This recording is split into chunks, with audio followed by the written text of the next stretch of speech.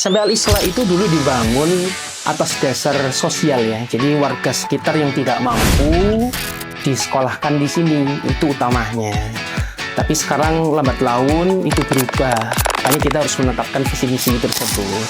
Jadi banyaknya perubahan itu sehingga kami harus membranding. Sekolah kami itu berkomitmen karena ada peduli lingkungan, dan kebetulan di dinas lingkungan hidup itu ada challenge. Ada challenge ekopreneur dan ada challenge sekolah sehat. Untuk sekolah ekopreneur itu anak-anak disuruh budidaya telang, itu dijadikan ekstrak, kemudian jadi teh. Kita terutama yang masuk di dalam 3 besar itu ada SMPN 1 Al-Islah, kemudian ada di terbaik variatif dapat harapan 2 pada waktu itu. Waktu itu ada sanitasi air, jadi air wudhu yang keluar itu tidak langsung di sungai. Jadi air wudhu itu ditampung di bawah, kemudian diendapkan, difilter melalui beberapa proses, jadi bisa digunakan lagi untuk menyiram tanaman di sekitar lingkungan. Itu dulu kita juara 2. Sebelum adanya pijar di sekolah, kita itu pakai paper.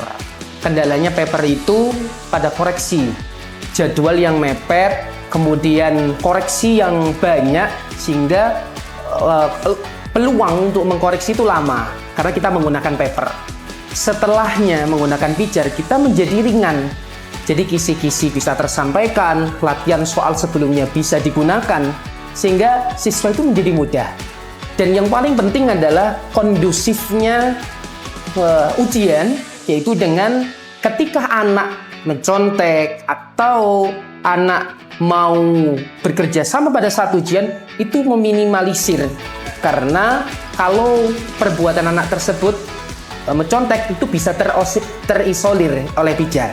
Itu yang sangat membantu, sehingga saya memakai pijar sekolah untuk kegiatan ujian sekolah. Mengadakan SMP Al-Islah Fair.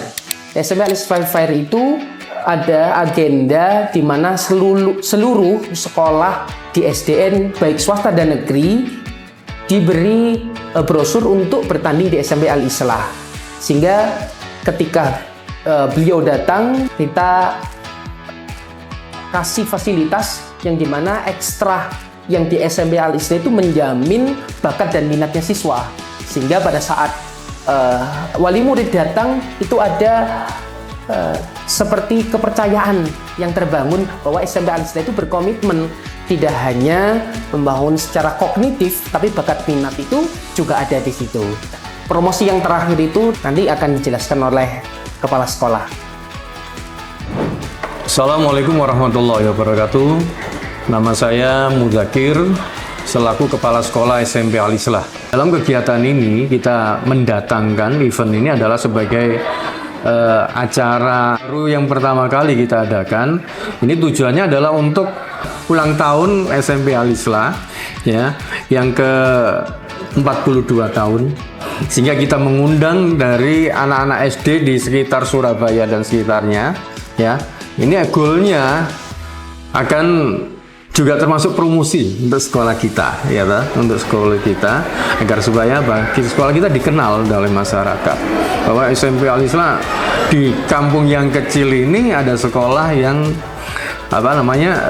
bisa digunakan sebagai lembaga ya pendidikan yang sesuai dengan keinginan daripada masyarakat saat ini ya, tidak hanya di akademis saja, non akademis juga kita siapkan di sini gitu loh.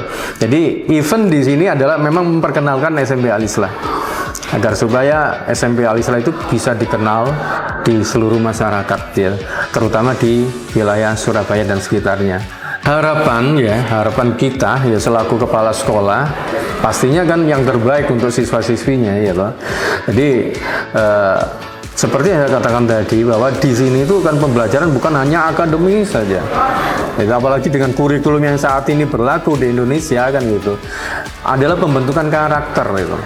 Ya, harapannya apa? Karakternya anak-anak itu baik gitu, akhlaknya baik, budi pekertinya baik di luar kan gitu. Memang semuanya ini kan kita namanya juga sekolah, pengen yang terbaik untuk anak-anaknya ya gitu. Harapan kedepannya. Jadi lulus dari sini ya semuanya sudah siap, akademinya juga siap, karakternya juga siap, akhlaknya juga bagus waktu di luar. Gitu ya. Iya.